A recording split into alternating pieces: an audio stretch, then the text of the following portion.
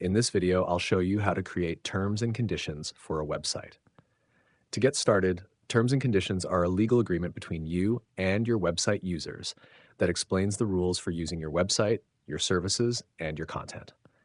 This document helps protect your business and sets clear expectations for users.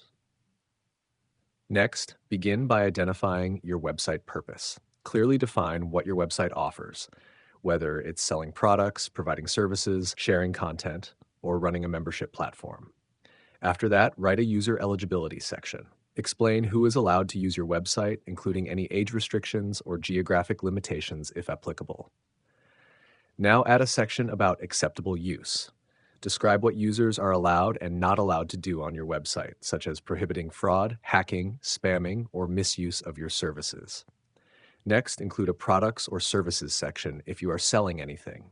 Explain pricing, availability, order processing, and your right to modify or discontinue products or services at any time.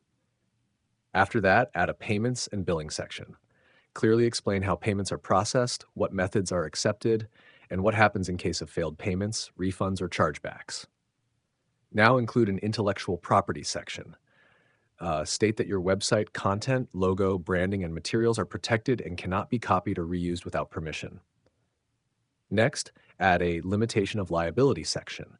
Explain that you are not responsible for certain damages, losses, or issues that may arise from using your website or services. After that, include a termination section. Explain that you have the right to suspend or terminate user access if they violate your terms. Now, add a privacy reference section. Mention that user data is handled according to your privacy policy and include a link to that document. Next, include a governing law section.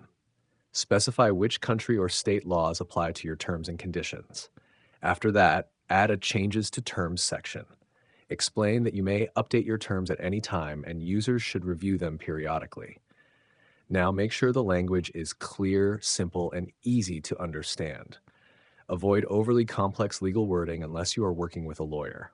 Finally, publish your terms and conditions on your website, usually in the footer, and link it during sign-up or checkout if your website collects payments or user data. And that's it. You've successfully learned how to create terms and conditions for a website.